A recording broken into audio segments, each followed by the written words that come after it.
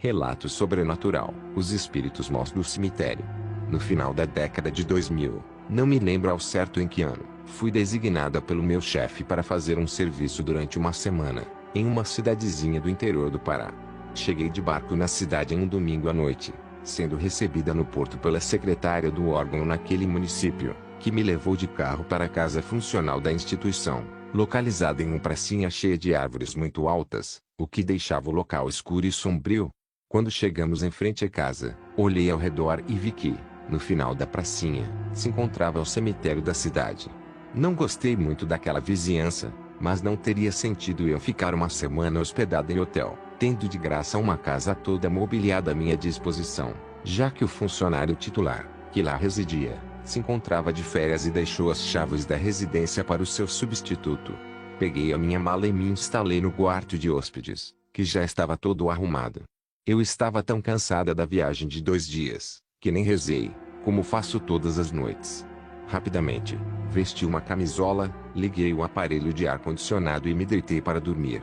Durante o sono, fui despertada pelo espírito de um homem moreno, de cabelos bem curtos, aparentando ter cerca de 50 anos, vestindo uma calça preta e uma camisa marrom de mangas compridas. Esse homem aparentava estar com raiva, devido à minha presença ali, e começou a me enforcar. Era o que chamam de paralisia do sono. Fiquei em total estado de pânico, pois não conseguia me livrar daquele ataque violento e comecei a conversar mentalmente com ele. Disse a ele, resumidamente, que estava ali naquela cidade tão distante a serviço, porque tinha filhos que dependiam de mim e precisava do dinheiro das diárias, mas que, no próximo sábado, eu já sairia da casa, retornando para Belém. Disse a ele que não iria incomodá-lo, pois só chegaria na casa à noite para dormir. Não adiantou nada. Ele continuou me enforcando, sem nada falar. Comecei a tentar rezar mentalmente, mas não conseguia. De repente, me lembrei da minha mãe, falecida há alguns anos, e comecei a chamar por ela, pedindo ajuda. Em questão de segundos, eu consegui me movimentar. No mesmo instante, rezei para o meu anjo da guarda e para o espírito da minha mãe, que, com certeza, me ajudou naquele momento de desespero. Em seguida, consegui dormir novamente. Nas outras noites, voltei a rezar ao deitar, com pavor de ser atacada novamente por aquele espírito maligno. No dia seguinte, bem cedinho, como combinado, a secretária foi me apanhar de carro na casa. Ela me perguntou se eu tinha dormido bem e eu respondi que sim. Não quis contar o ocorrido, imaginando que ela não iria acreditar. A rotina continuou da seguinte forma: eu acordava bem cedo, tomava banho, me arrumava e pegava a carona da funcionária até o local de trabalho, onde eu tomava café da manhã, almoçava, lanchava e jantava. Só voltava para casa à noite, por volta de 19, 20 horas, quando terminavam os serviços do dia. Quando chegava na casa à noite, eu pegava um copo e uma garrafa de água na geladeira e corria para o quarto, onde eu me trancava a chave e só saía pela manhã, para tomar banho e ir trabalhar.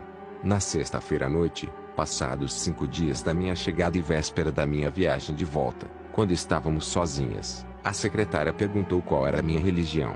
Eu respondi que era católica, mas que acreditava na espiritualidade. Ela, então, me perguntou se não tinha acontecido nada estranho naqueles dias que fiquei hospedada na casa. Diante dela acreditar na espiritualidade, resolvi contar sobre a visita sinistra que recebi logo após chegar de viagem. Ela, então, me contou que os funcionários que moraram na casa anteriormente, tinham pavor do local, pedindo transferência para outras cidades, o mais breve possível. Uma moça tinha calafrios e se sentia observada durante todo o tempo que ficava na casa. Me contou, também, sobre um rapaz, que gostava de dormir em rede, e foi o anterior ao funcionário que estava de férias e foi substituído por mim, durante essa semana. Esse rapaz acordou de madrugada com uma presença invisível sacudindo a sua rede, tentando jogá-lo ao chão. Apavorado, ele pegou apenas um lençol e foi de pijama, altas horas da madrugada, pedir para dormir na casa de um vizinho. Na manhã seguinte, só voltou na casa para arrumar as suas malas. Em seguida, pegou um barco e veio embora para Belém. Por sorte, conseguiu transferência para outro município e nunca mais voltou naquela cidade. O funcionário atual, que se encontrava de férias, era muito reservado e pouco falava com ela, jamais comentando nada sobre a casa. Anos depois, encontrei com um funcionário que fugiu da casa no meio da madrugada e comentei o fato que ocorreu comigo lá. Mencionei que a funcionária havia me contado a experiência terrível que ele vivenciou. Na mesma hora, ele ficou pálido e me pediu, pelo amor de Deus, para eu não fazer comentários sobre as experiências sobrenaturais que vivenciamos na casa, porque poderia atrair aqueles espíritos malignos até nós. Não comentei mais nada sobre o assunto com ele. Porém, acredito que aqueles espíritos maus saíam do cemitério e se instalavam na casa, que era muito próxima, com a intenção de aterrorizar os seus moradores. Nunca mais voltei naquela cidade e muito menos naquela casa. Que experiência apavorante eu tive lá. Se gostou desse relato, compartilhe com seus amigos. E até o próximo vídeo. Valeu!